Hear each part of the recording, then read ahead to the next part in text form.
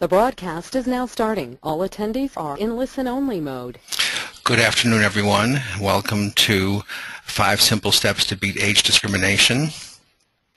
Today we have speaking for us Sherry Estrin, who is CEO of the Paralegal Knowledge Institute. I want to remind you, if you haven't been with us before, to send your questions either into the chat window or the question window, and we'll get them answered as best we can later on in the presentation. About our speaker today, Sherry is the CEO of the Paralegal Knowledge Institute. She's president and co-founding member of the Organization of Legal Professionals, the OLP, and co-founder of the International Paralegal Association. A former paralegal administrator for 2 major firms, she has held and founded one of the first exclusively paralegal and contract attorney staffing organizations, held executive positions in law firms, litigation support companies, and was senior vice president of a legal staffing division of a $5 billion publicly held corporation. She is the author of 10 books in the legal field, including the Paralegal Career Guide 4th edition, and has written hundreds of articles. Ms. Estrin has been interviewed by such publications as Newsweek, the New York Times, the Los Angeles Times, the Chicago Tribune, Entrepreneur, and other prestigious publications. Ms. Estrin is the editor-in-chief for KNOW, K-N-O-W, the magazine for paralegals, and the OLP e-journal. She is a regular contributor to the Chicago Law Bulletin on legal careers. One recognition she is most appreciative of includes being the recipient of the Los Angeles Paralegal Lifetime Achievement Award. She is a national seminar speaker, co-founding member of the International Paralegal Management Association, now known as the International Practice Management Association, and recipient of the Century City Los Angeles Chamber of Commerce Women of Achievement Award. She has written the popular blog, The Estrin Report, since 2005. So without any further ado, I'm going to give Sherry the floor, and please take it away. Thank you, Alan. I appreciate that. Hello, everyone. My name is Sherry Estrin, and I'm a recovered paralegal. Welcome today to a very, very difficult topic for most of us. I'm willing to bet we have a very large crowd today, so people will be coming in the room at all times. But I'm willing to bet that the majority of you who are here today are probably over 40. Some of you may have faced age discrimination in your 20s because maybe you're too young, or people feel you're too young. But today we're going to talk about people older, baby boomer, the other generations except probably the net generation, which is the generation up and coming. And it's of particular interest to me because I decided to go on camera today and let you see that I'm a baby boomer as well. So while I haven't really faced a lot of age discrimination, I have faced some. I've faced discrimination because I'm a woman. I faced discrimination because I'm Jewish. I faced discrimination because I was overweight. So I understand, I can feel your pain, it's my pain, and we're going to really do some straight talking here today.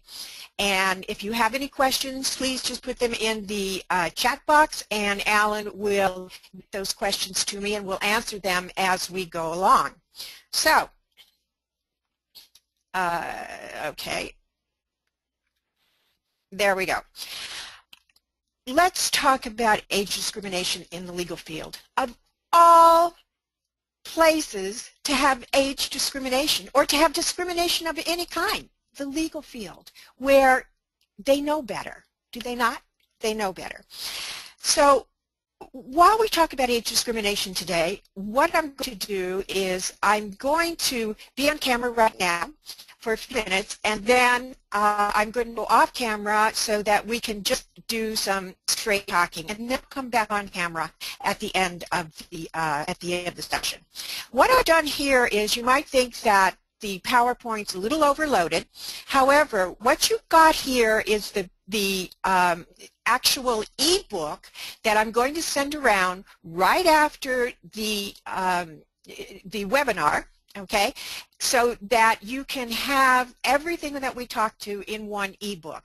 Now, the reason why I didn't give you the PowerPoints ahead of time is because I don't want you reading this ahead of time. I want the facts and I want the phrases that you're going to use and the strategy that you're going to use to come at you and for you for us to talk about it and for you to think over. So doing it a little differently today, folks. Okay, so this is the ebook. You're going to get it, and what I would like for you to do is to review it, take a look at it, and comment on it, and send me your thoughts. Right? So, baby boomers are no longer the lost generation. So what that means is there are a lot of people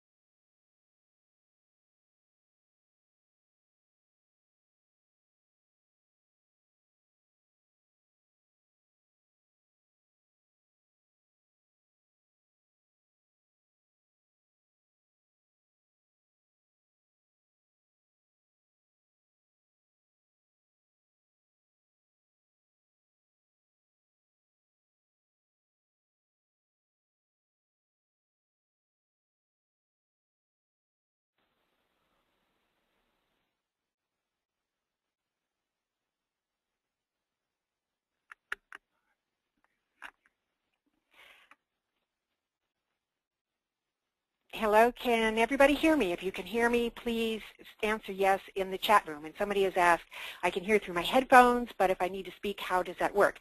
Well, unfortunately, fortunately, we've got almost 200 people in this webinar today, so please put your questions in the chat room and we will answer them. Can everybody hear me? If you can, please answer yes in the chat room. So let's see a few people.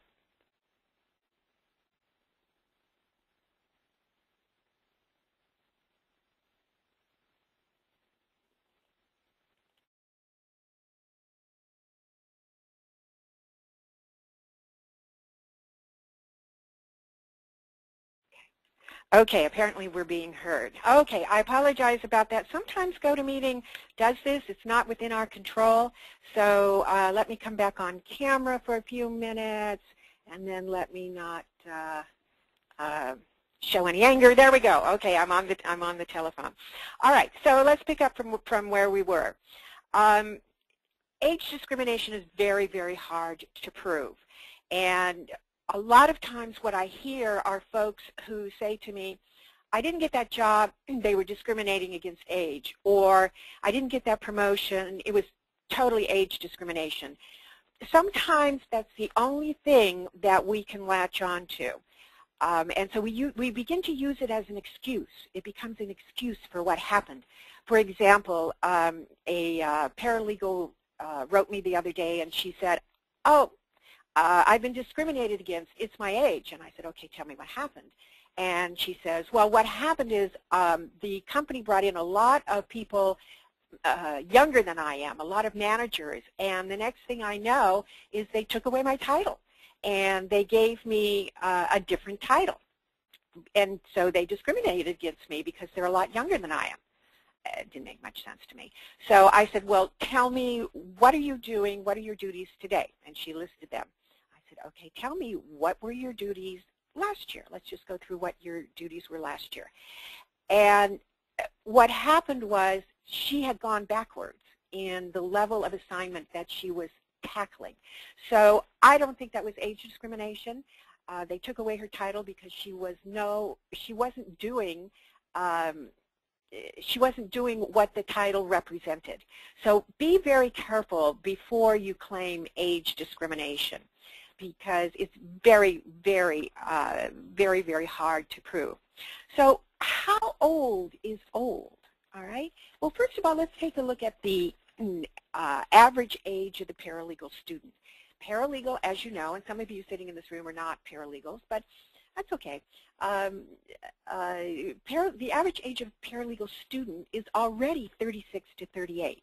So what does that indicate? That indicates that the paralegal is probably in their second, even their third career already. I don't know anyone who grows up and says, what I want to be when I grow up is a paralegal. I don't know anyone who says that. It's the same as if you were going to say, when I grow up, I want to be an actuary. Okay, it just isn't done. Contrast that with the average age of law student, okay, and you're going to see quite a bit of difference just out of the gate. I'm so sorry that the technology is not working today. Mr. Brody, can you help me out? Okay, there we go. All right.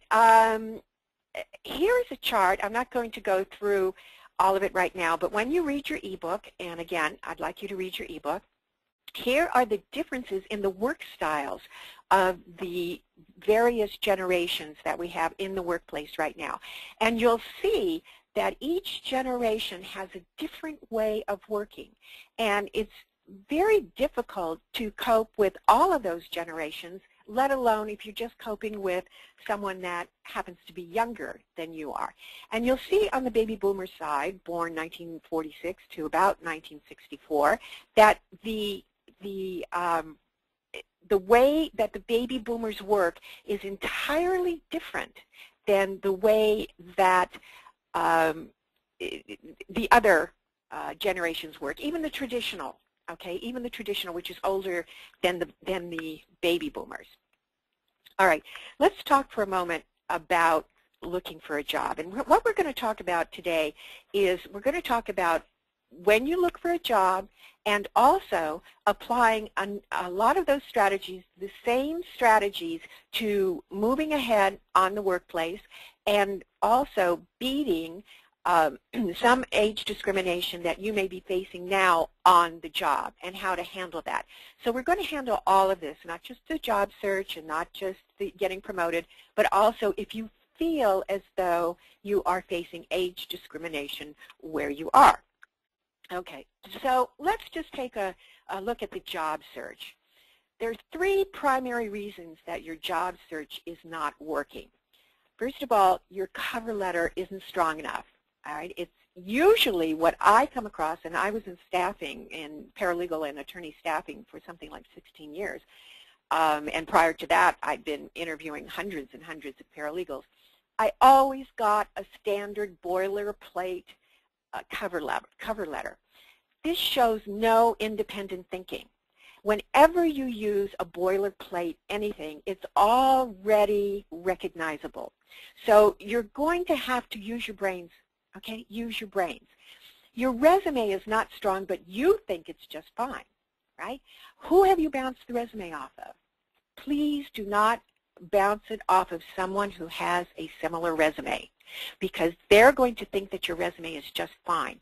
Find somebody with a resume that is so strong that you want to have a resume just like that one, right? You're applying for jobs online. There's a tremendous amount of competition out there.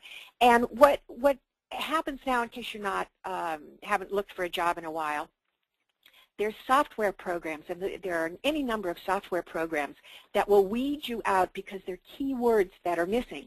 So in other words, the job description may say seeking a paralegal who is a whiz at relativity, who has been to trial, et cetera, and your resume has none of those keywords that they're searching. So you're going to automatically be ruled out, and this is particularly prevalent in the corporations and in the larger law firms. You're going to have to send 75 to 100 resumes to get one interview in this market. So don't go back and say it's age discrimination, because this is what it takes, all right? And what I want you to do is to stand up to what the realities of the market is, okay? And the stats are you may have 5 to 10 interviews before you get one offer, and that's in a good market. And folks, this market is coming back, but it's not that great, okay? Now, 74% of job candidates over the age of 40 are encountering age-related problems. And a lot of that has to do with our society today. Television ads are aimed at the 18 to 34-year-old. That's where they aim them. And it's only recently that in the past couple of years that you'll see television ads aimed towards the baby boomers. Why? Because the baby boomers are retiring and they have a lot of money, or that's what the advertisers think. I don't know. Some of us went down in the recession. And the number of employees facing age discrimination when they're seeking a promotion is not known. We don't know what that number is, but we suspect it's high. So if this is what's going on with you on the job, you're not alone. Okay, you're just not alone. All right, 3 primary reasons you are not moving up the ladder. And again, let's get away from age discrimination for just a moment, all right? You're doing the same job year in and year out with no visible upward movement. Your job today is the same as it was last year. Now, this is a real problem with paralegals. Why? Because we do routine and repetitious work. So you may think that you've moved up the ladder, but take a good hard look at it. For example, let's talk about a litigation paralegal, because most paralegals are in litigation, and I'm not ignoring real estate, corporate, family law, whatever. It's easy to do the same things over and over again. It was like when I burnt out in staffing, quite frankly, I burnt out. Why? Because it were 5 different stories, all right, the same stories, but a different face. And I finally just would look at somebody. I would be interviewing somebody. I hadn't heard a word they said. I mean, I could be saying yes in the right places. I could be saying, okay, let's go to work here. I could be saying anything. It was the same thing, but I did not hear a word that candidate said. All right, because it was the same story, different face. You may be on the same maybe on a different trial, okay, but you're doing the same types of duties. So you're going to have to take a look at that hard, all right? Are you doing the same thing that you did last year and the year before? And that's easy to do because there is no real vertical climb up for paralegals. If this is the first time that you're hearing this, I'm sorry, but you're not going to make partner, okay? You're just not going to make partner. Traditionally, the career growth for paralegals is a horizontal climb. In other words, it's an outward climb. So you're most likely not going to make partner. All right, we know that. And chances of you making a vice president in a legal department, in an in-house legal department, are slim to none. Here's something that I want to talk about, and I want to be really, really frank about this. So, oops, where's my webcam, Mr. Brody? Here we go. Okay. Now, hello. Okay. Those of you who haven't seen me in a long time might wonder what's different about me. Well, it could be my hair. It could be that I'm 115 pounds thinner. Okay. But I'm starting to age, and since I aged a little bit, and also since I lost 115 pounds, I got a little workup I have to get done here. Just some straight talk. However, and I'll take myself off the camera now. However, you might look like your grandma, okay? And here's the thing about baby boomers. Baby boomers are probably one of the most independent, take me for who I am type of attitude. Take me just the way I am. Now, is there something wrong with that? No, there's nothing wrong with that. However, your job is not a marriage. It's not a marriage, all right? It's a job, okay? And all jobs are temporary. You could be at your job from the same job from the moment you got out of college to the moment you retire, but at some point you leave, okay? At some point you leave. It's not a marriage.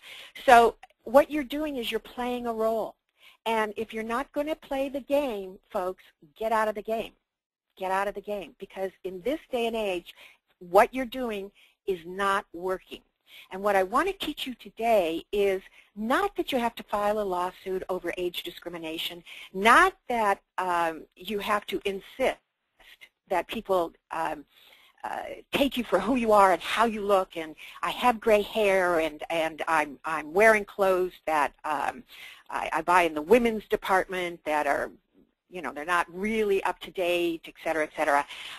But I want you to face the reality that you want to stay in the game, you have to play the game.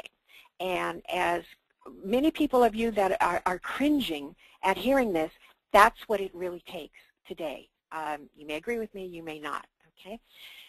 Take a look at your skills. Most likely, people who are complaining about age discrimination have out-of-date skills. Now, I can't tell you how many paralegals I hear and attorneys that I hear over and over and over again who say, my employer does not pay for continuing legal education, so therefore I don't get it. Well, excuse me, give up your Starbucks, okay? Give up your Starbucks. Stop going out to lunch every day, all right? What is it that you can give up to get your skills up to date? The other day a paralegal said to me, look, I don't know a lot about technology. I'm not very good at it, and I'm never going to be good at it. So my current employer is just going to have to accept me the way I am and work around it. I don't think so. Okay, I predict that this person is going to be out of a job in about 6 months, and she's been on that job for a long time. A long time. You have to step up to the table. It's time for you to step up to the table. Somebody was asking today, is this webinar CLE approved? No, it's not CLE approved, because most states will not approve a self-help type of webinar. Maybe NALA will approve it. I don't know. But in the state of California, they will not approve this webinar because it doesn't have anything substantive in it, any ethics, et cetera, et cetera. So they will not approve law practice management. But what does that tell me? A lot of times, people ask just out of curiosity, and that's okay, but they're not going to take the webinar, or they're not going to take the class unless it's CLE approved, because a lot of them have certain requirements that they have to fill in. So if it's not CLE approved and at the same time can help bring up their skills, they're still not going to take it. Tell me what kind of sense that makes. It makes no sense. It makes no sense. How do you know if your skills are out of date? Take a look at the people who are succeeding around you. Find out what they're doing. Okay, and this, what? Okie dokie, we're having a little bit of trouble today, and I do apologize. Okay. All right. Here is the #1 bias against older legal professionals. There's no energy or drive. This is not necessarily true, okay? But this is the thinking out there. So how do we show that there's no energy, or there's a lack of energy? You have low billable hours, all right, and it's not the firm's fault, okay? You have a lot of doctor's appointments, okay? You're a 9-to-5er, all right? 5 o'clock and you are out that door, all right? Out that door. Now, I understand there may be a reason. However, what is the message that you're giving a 9-to-5er? And I mean right at 5 o'clock. You've already, at 5 minutes to 5, you've tidied up your desk and you're out of there. Your appearance, okay? I was just very honest with you, and I showed you me, okay? I gave an explanation why my neck is a little, well, you know, and I could have worn a turtleneck and be like Katharine Hepburn, but I wanted to make a point. You have an old-fashioned haircut. I know a lot of you like your gray hair, and frankly, I happen to find a man with with silver hair and a silver beard. I happen to find them very attractive. But what does gray hair mean, okay? And how are you wearing that hair, all right? Some of you are wearing that hair. You're still in the 60s, and it's down to your shoulders for the women, some of the men as well. You're wearing a ponytail. You know, you look like you're out of the 60s, okay? You have a careless appearance. You can't afford to do that these days. You can't afford to do that. You're not physically fit. This is something I had to come to terms with. I was not physically fit, okay?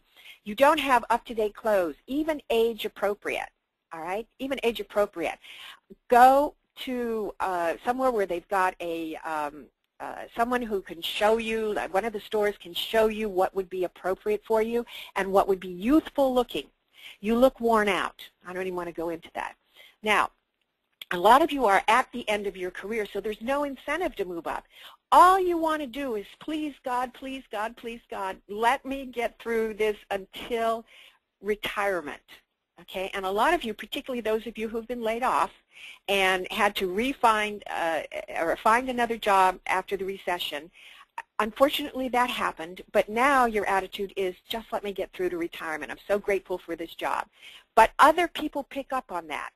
So their attitude is, all right, this person has gone as far as you can possibly go. So there's no reason to promote you, none. Your career has already peaked. Maybe that's true. I'll tell you, I don't believe my career has ever peaked. And I will share with you that during the recession, my partner and I had paralegal super conferences that we did all over the country, and they were highly, highly successful. But in the recession, no one was paying for day-and-a-half super conferences anymore. And what happened was, we went down hard, okay, hard. In fact, there isn't a day that I don't remember that, all right, or it isn't brought to my attention. In my late 50s, I reinvented myself. And so you heard a couple of the businesses that we've got going. I still consider myself full of energy and proving it. My career has not already peaked. So a lot of times, people will think that you're just at the job for the benefits. Okay, you're just there because you're waiting for Medicare, right? What you want to do is project an image of energy. Don't discuss your disabilities. Starting somewhere in your 50s, I know this happened to my folks, and I remembered around 55, you start to talk about your ailments. You're talking about how your knees hurt, your arthritis, you get up in the morning and you're stiff, okay? You kid around about sagging body parts. Oh, this never used to sag. And it's self-deprecating, all right? But also think about how this must appear to somebody in their 20s or their 30s when you're talking about your knees hurt or you have arthritis, okay? What that sends a message is, I'm aging. Well, we're all aging, but to keep reminding somebody about it is to keep them thinking you're old, all right? And that's not what we want. First strategy, we're going to have 5 strategies today. First strategy is to talk the talk, all right? Instead of talking about your knees, your arthritis, the crick in your neck, on and on and on, talk about current things. Talk about a webinar you just attended, all right? You can talk about this webinar. You can talk about any webinar. Talk about what you did over the weekend, because people don't know. Gee, I went swimming with my husband. I went hiking on a 2-mile hike. I went golfing. I went tennis. I coached Little League. Let people know how active you are. Right? Changes their perception. A book you just read, it shows that you're on top of current events, what's happening in the world. Your workout, boy, I got to 16 minutes on the such and such machine, all right? An activity that you're alive in the community. People don't know about this unless you talk about it, right? Involvement with the legal association, very important. Speaking engagements, articles you wrote or that you read, get out there, okay? Get off your tushy and get out there. Sometimes you get discouraged and you want to sue. This is not the best strategy, folks. It just is not the best strategy. What I want you to do is to use very, very strong strategy. To get angry and to get depressed is a waste of time, all right? You do not have the power to change the market. Did everybody hear me? Okay? You do not have the power to change the market. So this is the one time that what I want you to do is to ride the horse in the direction it's going. Okay? Ride the horse in the direction it's going. You cannot change the market. All right. Bias number 2. Here's how they're biased. Lack of technology skills. And I can't tell you how many people say to me, oh, gosh, I'm not on social media. All right? You're not on LinkedIn, Facebook. You don't Twitter. You don't tweet, whatever the heck it is. Okay? And I purposely misspelled tweet. You're not doing it. Or your LinkedIn profile says name, okay, a paralegal, and nothing else. All right? It just what the message is that I'm not keeping up with current technology. I realize that I have to be on LinkedIn because it's the professional thing to do, but you're not in it all the way. All right? Let people know what a pro you are. Show them what the background is. And it really isn't necessary, by the way, to go back more than 10 years, 15 years, okay? Don't start going back to the 70s. Don't do that. Don't date yourself. And you don't have to put on the dates that you graduated college or high school or anything like that. But if you are not on LinkedIn and using it, particularly LinkedIn, I don't care so much about Facebook, but if you are, and I don't care that much about Twittering or tweeting or whatever the heck it's called, but LinkedIn is the professional social media that you need to be on. Join the groups. I have 6 of them. I have 10,000 followers in KNOW, okay, K-N-O-W. I have another 10,000 in Paralegal Group. And I built these, not Paralegal Group, I took that one over, but I built up KNOW all by myself. All right? I invited people in. I got the word out. All right? I have 6 groups. Okay, 6 groups. The smallest one has 635 people in it. That's the smallest one, right? So what am I doing? I'm getting the name out there. I cannot tell you how many times people say, oh, Sherry Estrin, I know Sherry Estrin. Now, I don't know who those 10,000 people are. Okay, I probably haven't met but 1 or 2.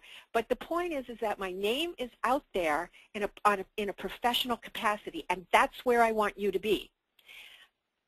You can't keep up with the technology. Right? You're not taking classes. You can't keep up. Go to Lynda, Lynda.com. For $29, you can get any kind of software and any kind of training that you want. Lynda.com. All right? You don't know enough about the latest software in your own specialty. You cannot come in and say to your boss, gee, I just viewed a current software package in family law, for example, okay? I just want to pass on the information about it, all right? That's not an old person.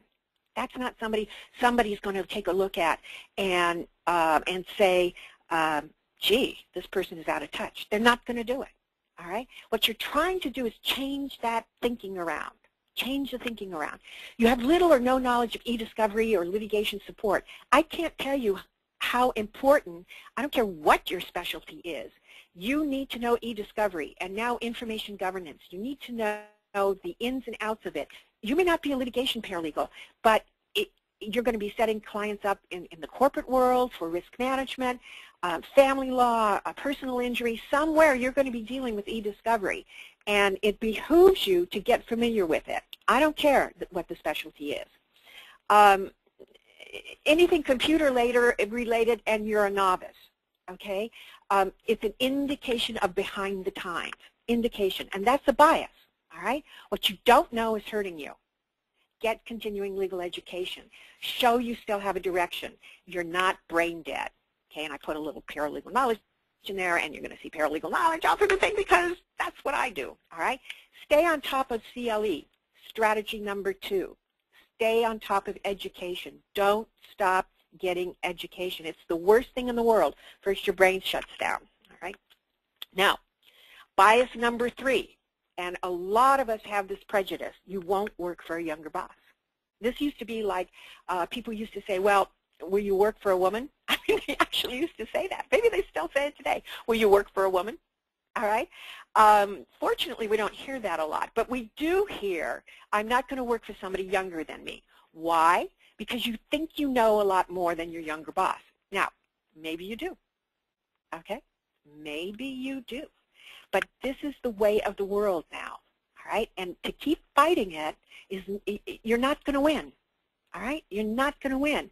So you're going to have to, at some point, work for supervisors or bosses who are younger than you. And it might be that they do know a whole lot more than you if you're in the range that we just talked about, okay? Also, you have a tendency to want to teach the boss. There's nothing that can be worse than wanting to teach the boss. Don't try and teach the boss. Those are found in phrases such as, well, let me show you a little something. Okay, that's putting somebody down. Here, let me show you a little something. Or let me show you, all right? Another phrase would be, well, let's work together on this and see how we can arrive at blah, blah, blah, okay? Not let me show you something. And we tend to use that a lot, so that creates a bias. Strategy number 3, this is your strategy, collaboration, all right? What you want to do is adopt a positive attitude. Be receptive. Let the other person do the talking. You know, the old 80-20% rule. They do 80% of the talking, you do 20%, right? And that's not 20% of listening. Show respect. And a lot of times people are afraid to say, I didn't know that. I didn't know that. Why are they afraid to say, I didn't know that? Because you think at this age you know everything, or you should know everything. And that's not true. All right? And we just went through don't say that you can teach them. Ask them to teach you something. Gee, Susie, can you show me how to do the blah, blah on relativity? Okay, can you show me how to do that? You can mention that you work for someone younger, all right, but give a positive example of it so that what you're doing is you're allaying the fears that the other person may have. Don't forget that if somebody who is younger than you is supervising you, they may have their own fears about it. Let's not just make this all about you, okay? Don't say how you did it before, or a common phrase that I hear all the time with people over 40, and that is in those days. The first thing that will date you is to say in those days. Why? Because it's not the days of the younger person. All right? It's days that are past. When you talk about days that are past, you're talking about age. Right? Don't be condescending. Try role-playing with a few younger people. All right? Back in the day. This is the #1 phrase that's going to put you in the old person's category. Now, do young people say back in the day? Sure they do. But what do they mean by that, back in the day? They don't mean back in the day of their generation. However, when they hear you say back in the day, they automatically interpret that as meaning back in your day, meaning before they were born or before they hit the workplace, back in the day. So if you're using that phrase, get rid of it, all right? Or this is the way we've always done it. That shows somebody who is very, very resistant, okay? Also, you're not open to change, and what you do is you bypass any new systems because you think it's faster or it's easier, and maybe it is, all right? Maybe it is, but you appear resistant to change. To change. And what this is all about is, I don't care how old you are, you're open to change in the way that things are done. I had to be open to the way advertising, marketing, PR is done, all through social media. I was used to sending out direct mail pieces, doing cold calls. Okay, that's the way that we had always done it back in the day. All right, does that not date me? Of course it does. All right, so you have to convey, not just this esoteric thing, oh, I'm open to change, oh, just say, oh, I'm open to change. You're going to have to demonstrate how you're open to change. Change happens fast. Give some examples of change like I just did, okay? Talk about new software you've learned. Talk about the future of your specialty. I am the co-founding member and president of OLP, which is the Organization of Legal Professionals. And most of the people, I would say 90% of the people who are on our board of governors are over the age of 40. I don't know how that happened. I really don't. But it happened. And what we've decided to concentrate on is the future of legal technology. Thought leaders. Future of the future of legal technology. Be able to quote, okay? Be able to quote, oh, Richard Granite, who is the co-chair of the ABA e-lawyering committee, said yesterday that, okay, be able, now don't show off, that's not what I'm trying to say, but be able to be on top of it. You get plenty of junk email, sign up for lots and lots of newsletters, okay? In these days, we only skim. We really do. I tell my employees, don't send me a long email, just bullet point it, because all I'm going to do is skim. So learn how to skim. Get as many newsletters in your specialty and beyond your specialty so that you can show that you're open and you're up to date. Prove that you are open to change. Okay? And I cannot overemphasize taking continuing legal education, and not just because you're required. In this day and age, you can take on demand and still get CLE for it. If you go to Paralegal Knowledge, if you go to our on-demand store, every single tape, video that's in there has a tracking system, so that if it's for CLE, you can prove that you can get the CLE because it has a tracking system, which a lot of the state bars now require. Okay, so go and learn. Show that you want to learn new things. Make suggestions to improve systems, but be very careful that you're not saying, I'm teaching you. Know what's coming. Read, read, read, read, read. Okay, and this is something that we don't do anymore. We just don't read. So start reading about your career. I've just been doing a whole topic on the difference between being certified and getting a certificate. People seem to be mixed up about that. But how am I knowing about that? I talk to a lot of people and I read a lot. Okay, so now I'm doing a whole series of articles on the difference. This is something that you can be doing. You could be writing for your paralegal newsletter. They're asking for writers all the time. Then what do? You take that article and you send it around. Just would like you to see. Okay, here is bias number 5, and that's the money.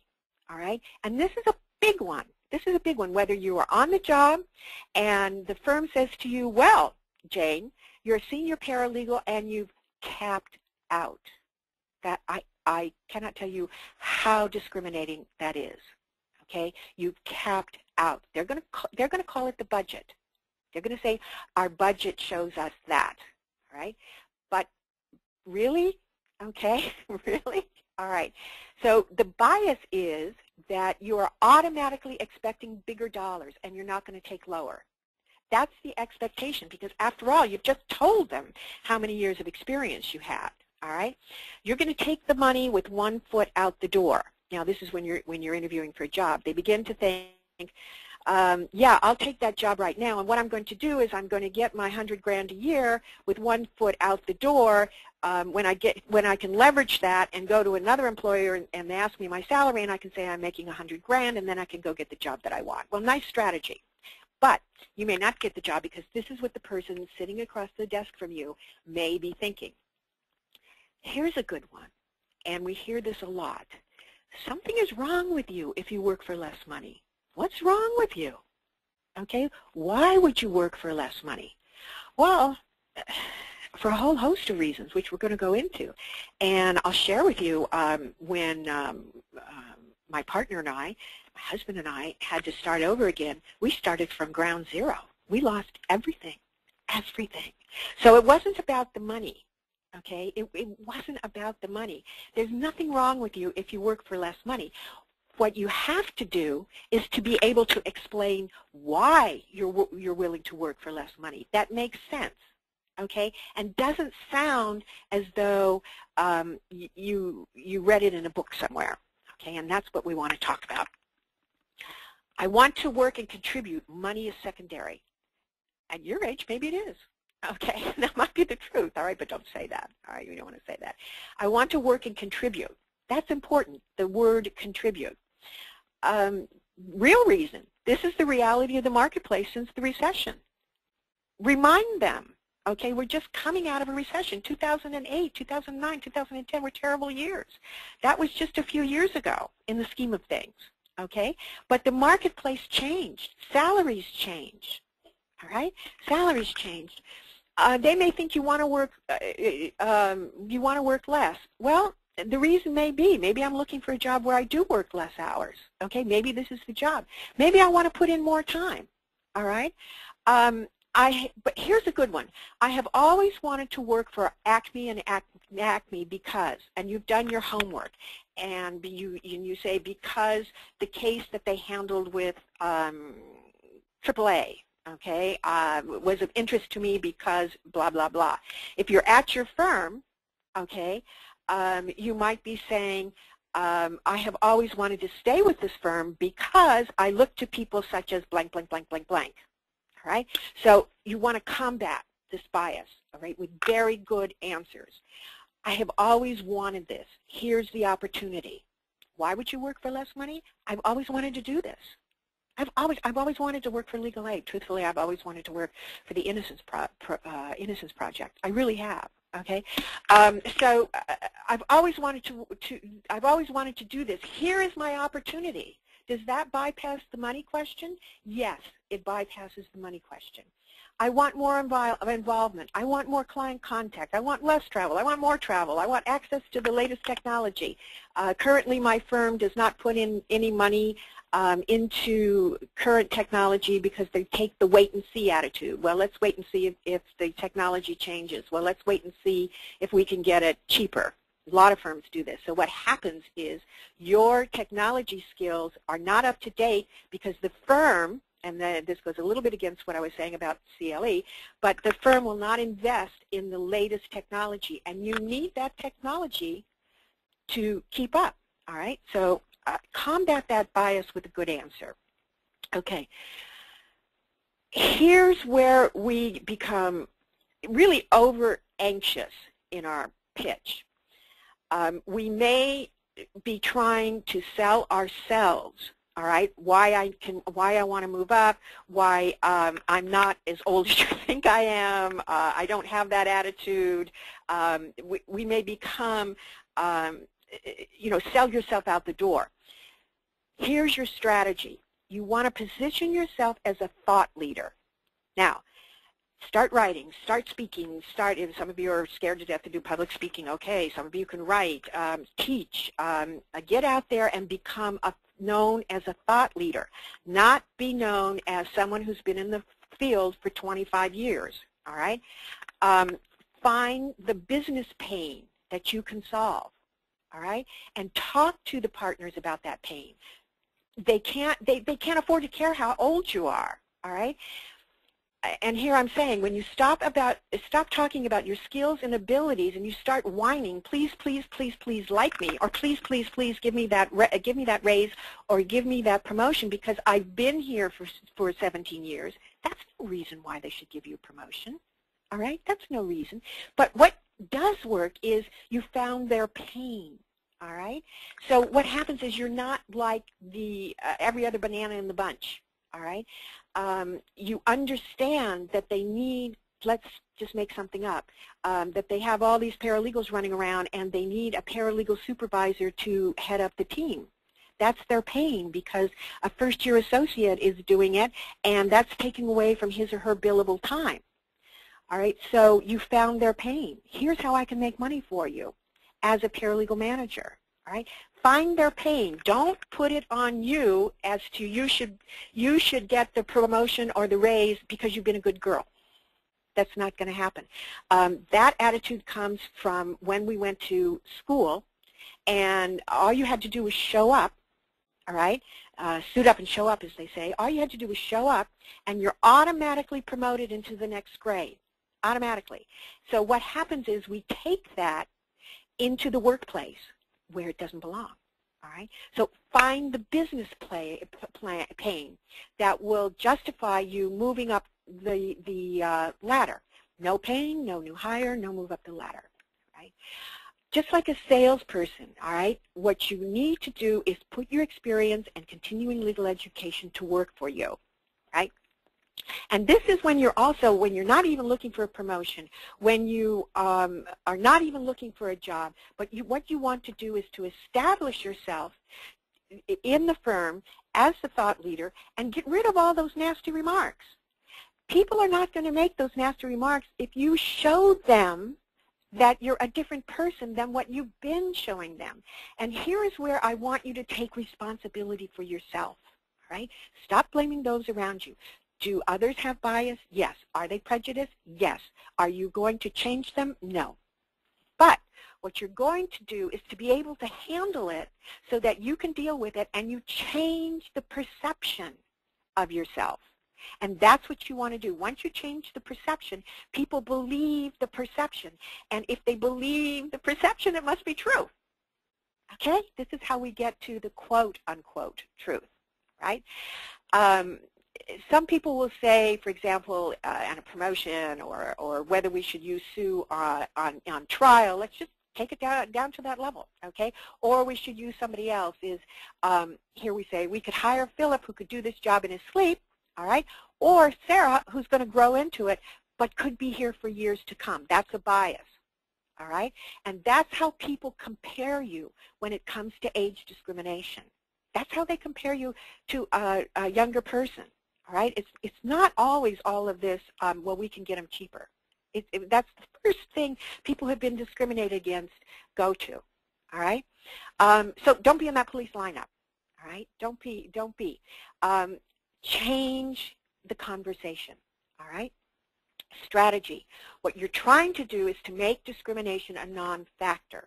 All right, and if you start to talk about these things and appear this way and change your attitude, okay, you're going to become what they're calling today the trusted advisor. All right, and now what you're going to start to build, all right, is that you become the consultant and you're curious.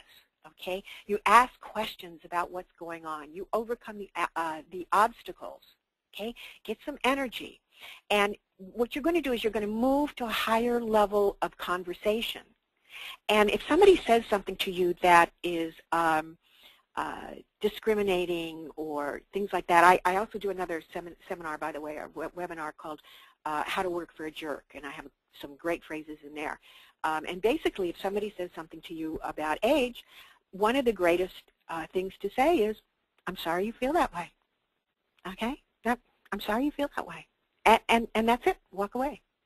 All right? Don't elevate it. Don't escalate it. Okay? I'm sorry you feel that way. Point it out that there's something wrong with the way somebody said, gee, you know, John, Tony, you're getting a little gray there. Have you thought about Grecian formula? Okay? I mean, people are rude. They're rude. All right? I'm sorry you feel that way. Okay? Code. Code, code, code. You're overqualified. I cannot tell you how many people in the legal field come to me and they accept the fact that somebody has told them that they're overqualified. There has never been another code for age discrimination, folks, than you're overqualified. And people will come back to me and they say, well, you know, they said I was overqualified. I got news for you. They knew that going in. All right? They knew that going in. What happened was you showed up and you somehow gave off the perception that you think old, you're not changing, okay? You're accepting things the way they were last year and everything that we just went through. And you're told, even for promotion, even to take on a new assignment, okay, you're overqualified for this, Jane. That is the code, all right? So what do we do about that? What you do is say, yes, I do have experience. Acknowledge it, all right? Don't defend it. You're overqualified. People never, never, never know what to say when they are told to their face, you're overqualified. Acknowledge it. Yes, I do have experience. That's great for you. That's a good thing for you because I understand what it takes to be successful. You cannot beat that answer. Okay? You can't beat that answer, I'm telling you. All right? Go with the flow. Ride the horse in the direction it's going. I'm going to tell you this over and over again. Okay? Yes, I do have experience. That's absolutely right. The strategy is stop staying in the land of denial. all right, that your experience excels or exceeds the level of the sophistication of the job, all right? Instead, agree. What you want to do is to bring them into agreement that they're going to benefit from your experience and your training. Bring them into agreement. Yes, I do have this experience, and because of it, you're going to be successful. Nothing works better than that, okay? Nothing. All right, on your resume, on your LinkedIn profile, on your Facebook, on your bio, all of these are your marketing brochures. Whether or not you are looking for a job, whether or not you are looking for promotion, whether or not you're having trouble with one person, with a boss who you think is making remarks, et cetera, et cetera. Only go back 10 to 15 years maximum. Okay, I could go back 30 years. I could go back 30 years now that I think about it. Okay, don't take the dates off the jobs, all right? That signals, first of all, that you're flaky, and second of all, you're hiding something. But you don't have to put the dates down for graduation or your certificate program or your admission to the bar, that sort of thing. Edit your accomplishments, okay? I see people who go back to the 1970s because they think everybody has to know everything. That's not true. You don't have to say everything that ever happened in your career. For example, I started out as a career counselor at the age of 18. Okay, I'm not going to tell everybody that, although I just told you. All right, bullet point, prove that you're up to date. And again, that LinkedIn profile, very, very important. People are going to go to Facebook. They're going to go to LinkedIn, no matter what. No matter what. Just they're sitting there on a Saturday morning drinking coffee, and they're going to look up Jane Doe. All right. Now, here's how you talk about yourself. This is weak, very weak. And when I hear somebody talking about themselves, or when you ask them, well, what do you do? Okay, or on a resume, this is what I see. They just blurt it out, okay? And we're going to go a little bit over time, so please stay with me if you can. I manage teams for document productions on complex cases. I maintain databases and weekly reports. I see that over and over again. All right, you put it on LinkedIn, you put it on your resume, you talk that way. What do you do? All right, different way of thinking. All right, turn it around. I am the leader of 5 paralegal teams. Same person. All right, I manage teams. I'm the leader of 5 paralegal teams in a $10 million case involving over 3 million e-discovery documents. I design and maintain an e-discovery database with 100% accuracy for 10 complicated IP cases.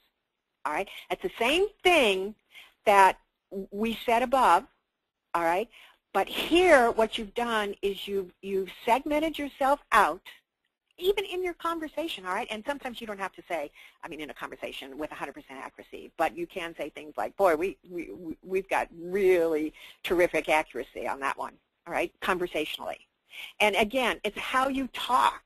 It's how you talk to people, whether through the written resume, the written email, the social media, all right? You want to talk in numbers, dollars, and percentages. This is the strategy for moving up or getting a better job, or for staying where you are and being acknowledged as the best that there is, instead of trying to combat every single solitary remark that goes against your age. Forget about it. Okay? Forget about it. All right? Although I do want to say, if it is a real problem, you may have to go to HR, you may have to report it, and you may have to start documenting the file. And you're all in the legal field, and you all know how to do that, and you all know when to do that. You don't need me to tell you about the legal end of it. You really don't. Okay, what you need me for is to tell you how to combat age discrimination. All right, here's an example of LinkedIn, a resume. Okay, very weak. Paralegal certificate from UCLA, a BA degree in journalism. I took an e-discovery seminar with the Paralegal Knowledge Institute in 2014. This is so weak, all right, if you're talking about it or you put it in writing, whatever, all right? Strong. Very strong. I have a certificate in e-discovery project management from 2014. Okay, I'm current. I am current in my skills. That's the message, all right? What is the certificate in e-discovery project management. A lot of people don't know e-discovery. It's a 5-month comprehensive program designed by top subject matter experts covering all aspects of the e-discovery project management. Now you could put this under your BA degree from journalism. All right, I worked with the top journalists in the country, blah, blah, blah, blah, blah, from UCLA. All right, I'm just trying to give you an example here. Same thing for the litigation support certificate. I will personally review your resume or your LinkedIn profile. If you email me, and I'm going to send around the ebook after the webinar, if you would like me to personally review your resume or your LinkedIn profile, I will be more than happy to. There's no charge. Okay, I try and turn it around as fast as I can, but I literally get hundreds of emails a day that are not spam, so give me a break here. But I will do that for you. Okay, I've written 10 books on the paralegal career. I've written a number of books on resume writing and on and on and on. Okay, and then we have the Paralegal Career Guide. That's on Paralegal Knowledge Institute, and this is all career strategies. It's a number of paralegal managers and paralegals who came forth with information on strategizing to get ahead in your career. Okay, so you might want to get that. The best place for older workers, all right, to find employment or to move up in the job are the smaller or mid-sized firms, or the small in-house legal departments. What you want to do is look for someone who wants you, all right? Again, fewer people apply, and there's less competition. So that's the area that you want to aim for, right? Chances of winning the fight against the system with big firms are not too good, and you're either going to accept that or you're not, all right? A lot of you want the pedigree firm on your resume. Okay, go for it, all right? Go for it. You might get it. What you want to do is bypass HR as much as possible when you're looking for a job. Always talk about what we would be doing, all right, what we would be doing. And how you do that is search LinkedIn to find the manager, okay? Now, here is the most important strategy that I can give you today when we're talking about getting a job, moving up, trying to get more sophisticated assignments, and getting rid of the perception, I'll say it again, that you're old, all right? So the 30, 60, 90-day plan, all right? What this is going to do and why it works is it shows that you understand the job, you've thought it through, you can do it, all right? It's going to show capability, and nobody else is going to come up with this idea. I guarantee it. I guarantee it in your firm. All right? And again, you are using strategy to get rid of these people who are discriminating against you. All right? Don't be a victim. Don't be a victim. All right, here it is, the plan. All right? If you're job hunting, all right, and you get a second interview, what you want to do is walk in with a written plan as to how you would implement the job. Okay? What does that say? It says, I got it. I got it.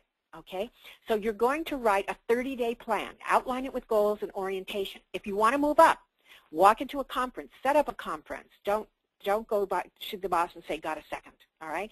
Make an appointment. Create a new position for yourself in the firm. Hand out the plan. Don't go and say, you know, with the attitude, I know you think I'm too old, but I really can do this job. Stop begging, all right? Do a written plan, 30, 60, 90. All right, 30 days, walk in with the orientation. 60 days is how you become more involved and how you're going to implement the plan. It could be something as innocuous as getting new software, all right? But what it does is it puts you in charge, all right? 90 days is the implementation, evaluation, and how you're going to move forward. This is an experiment, and this is how you're going to present it. People don't fail, all right? What happens is after the 90 days, if it didn't work, the experiment failed. The experiment failed, okay? And people will say that, oh, the experiment failed. They won't say Jane failed, okay? But if it succeeds, everybody's going to take credit for it, so you better get ready, okay? But what you've done is what? You've taken yourself out of the realm of I'm old, all right? The perception. People can visualize you doing the job. It's not going to matter how old you are. It's not going to matter. Okay? They're going to visualize you doing the job, and that's what you want. All right? That's what you want. Again, forget about these petty little remarks unless it comes to the point where you have to go to HR. Let me put that caveat in, okay? And only you can determine that. But use this strategy, and you're going to be perceived differently. It's not going to matter if you're 50, you're 60, you're 70, you're 40, you're 30. It doesn't matter. What matters is you can do the job, okay? The 30, 60, 90-day plan is you're going to leverage your recent training. That's why I keep telling you, get continuing legal education. Get it, get it, get it, get it, okay?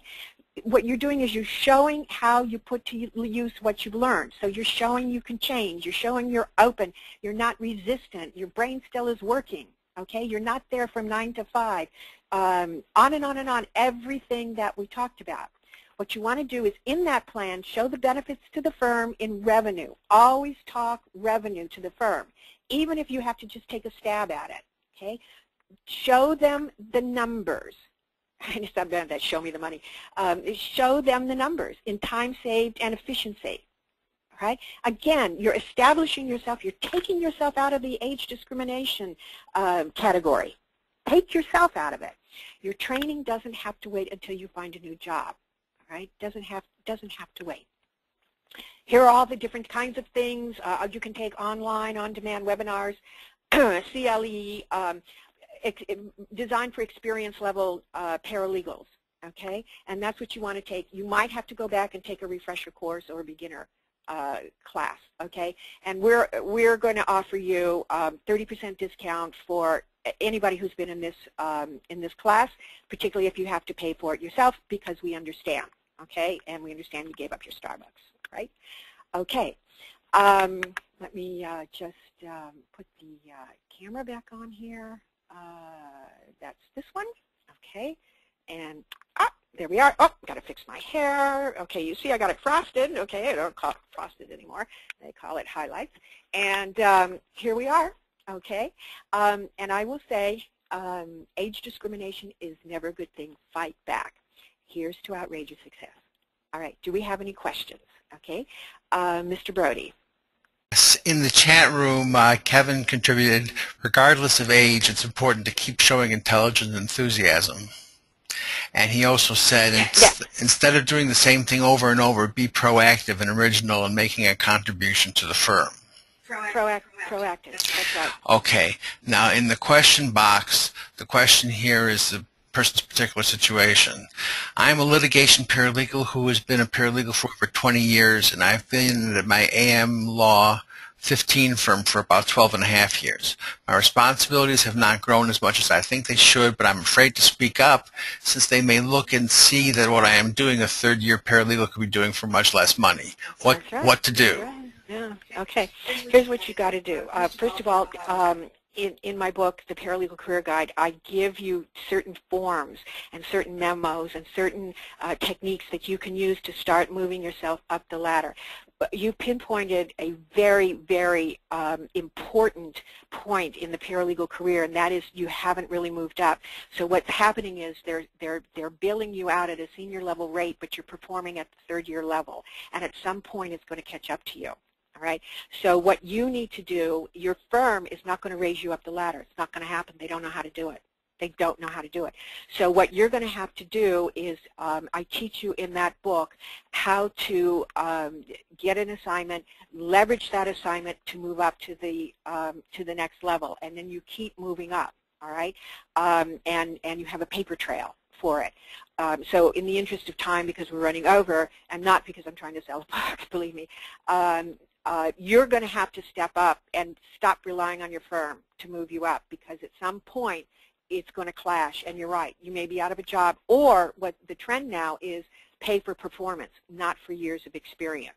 That's what's happening. Okay, next question. Okay, next question is, what about wanting to work for a particular person? How do you work that out? Oh, that's easy. You're going to have to go to that person and let them know you want to work for them. But you're going to have to show them what it is you can do. So take an example. Do they have a client that they're working on? What can you do for that client? What is it you can do? Do the 30, 60, 90-day plan. They have a case coming up. What can you contribute that nobody else can contribute? Right? This is not a matter of favoritism or because they like me, all right, they'll let me work for them, or because HR takes pity on me, or because I finally broke them down, okay? Don't use that method. What you want to do is do a plan. Here's how I can help you. And know that person's clientele, matters, cases, whatever. Know them inside out. Go learn them first. And figure out a way that you can insert yourself in there, all right, and show them in black and white how it is that they're going to make money off of you and how it is that they're going to benefit by utilizing you. Just what you're trying to do now is to hope that they're going to choose you. Not going to happen. Okay, I'm sorry, but it's not going to happen. Right. Next question. I've been using the 30, 60, 90-day plan for about a year. Haven't been hired, but everyone has liked it. Okay, great. Terrific. Hang in there. Hang in there. You know, I'll tell you something. Senior level paralegals, it could take you 6 months to a year to get a new job. Those are the stats. Retail entry level paralegals, it could take 3 to 6 months. And people, particularly in this market, don't want to acknowledge how long it takes these days. Simply a matter of there's so much competition out there. That's what it is. Okay. Yes. Okay. Thank you very much. I hope to send a resume soon reworked using some of your tips. Your opinion would be great. Thank you. Okay. Next, what would you advise if your boss has an agenda with regard to removing people from positions and bringing in his own younger people from his previous firm? Find a new job. Seriously. Go to HR, document the age discrimination if you can, if there's really age discrimination going on. But this is a mindset. You're not going to change it. All right? And you may as well face it now. All right. You could try all of these techniques. Chances are it's not going to work, particularly because what you're telling me is that this guy has a pattern of doing this over and over and over again, probably for years. All right, probably for years. And there's a reason why he's been around a number of firms. Okay, it's not probably what he does is not going over too well, and he's probably not going to be at your firm too long, guaranteed. But find another job or ignore it. Okay. Yes. And the last question. Next, Sherry, you said never to think of suing for age discrimination, but is there ever a time where a person should sue, and if so, what should be the criteria to justify suing and hiring a lawyer? I can't answer that because I'm not a lawyer, and I'm not a lawyer, so I can't tell you what circumstances are for you to hire a lawyer. What I would do if it were me, my personal opinion, I'd go to a lawyer and find out. What is it that constitutes a lawsuit? I'd go ask. Okay, spend a couple $100 for the hour, right? And find out and satisfy yourself. That's the best thing you can do, to get an opinion from a real attorney. Okay, all right, two more quick questions. Okay. I'm treated and often told that I do the work of a second-year associate. However, my raise was a pittance in comparison to what the associates got last year. I also billed more than any associate last year. What do I do to get more money for my work ethic? Okay. First of all, you're not going to get it for your work ethic. You're going to get it for the quality of the work, not the work ethic. So work ethic is not anything that's tangible that they can hang a dollar to. All right? So what you need to do is to do it in dollars and cents.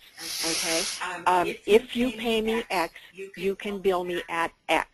All right? And your profit margin will be X. Okay, so you're going to have to boil it down to numbers.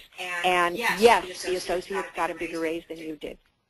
Sorry. Okay, they're the attorneys. They're being groomed for a partner. You're not. And fortunately, firms are turning around, and there are a number of articles these days on how much more profitable the paralegals are than the associates. You know, many firms, they have to write off everything that a first-year associate does. And clients are now pushing back. They don't want a first or second-year associate on their case or their matter, because what happens is they're training the associates on the client's dime. So there's a lot of pushback, and there are a number of firms right now that are not even billing for first-year associate time. So what you have to do is, again, go back to the numbers. Show them what the profitability is. If you pay me this, you can bill this. Right? And see if you can find, do a quick and dirty survey, see if you can find other firms and a market survey that you can substantiate it. That's what they believe, okay? If it's written, it must be so. So find out where else it's written. Go get articles, do surveys, join the International Paralegal Management Association. Find out. ALA has that information, the Association of Legal Administrators. Find out and do your homework and justify it that way. Forget about work ethic. You're not going to get paid for that. You're expected to have that work ethic. If I were to hire you, I got news for you. I would expect that work ethic. I'm not going to pay you extra because you have a good work ethic. I'm not going to do it. I expect that out of you. Okay. Yes. One last question. I became a paralegal at 50. I have experienced more bias from my fellow paralegals due to my lack of experience than any employer because of my age. My last 3 bosses were all born the year I graduated from high school. At age 52, but 2.5 years into my paralegal career, how do I convey that I'm still actively and intentionally in learning mode, such as new areas of the law? Okay. Go through the ebook. All right. Use some of the techniques that I've given you. What you need to do is to turn the perception of your colleagues around. That's what you need to do. You have somehow, and I'm not trying to insult you. I don't even know who you are. But you have somehow given the perception to your colleagues that you're too old for something. Okay? Somehow they're getting that message. You are giving the message. So what you need to do is turn around the perception of your colleagues. Maybe you're saying back in the day. Maybe you're saying, let me show you how to do it. Maybe you're saying we used to do it this way. Okay, I said something the other day and I realized, oh my God, I'm really aging myself. I said, yeah, we used to index on 3x5 cards. Okay, do you know how long ago that was? All right, it was pre-computer. I mean, practically, we used to index on 3x5 cards. Oh my God. Okay, and I looked at the face of the person I'm telling this to, and I realized it was like saying I grew up with no television. All right, or the kids today, they don't know what it is to grow up without a computer. Okay, change the perception of your colleagues. That's what you need to do. Okay, this has been fun. The questions have been terrific. I'm sorry I've gone over on the webinar. You can always download this webinar off our website on Paralegal Knowledge and take another look at it. Please, please, please read the ebook. Let me know your comments. Let me know what questions you have. And also, you want me to take a look at your resume, be happy to. Don't shoot the messenger, okay? Don't shoot the messenger. I'm pretty harsh when it comes to it. It's not that it's harsh so much as it's straightforward, because I care. I really, really care. Okay, thank you. Come see us again and have a great day. Thank you very much, Sherry, and thank you, attendees. And thank you for your thanks. Bye-bye now.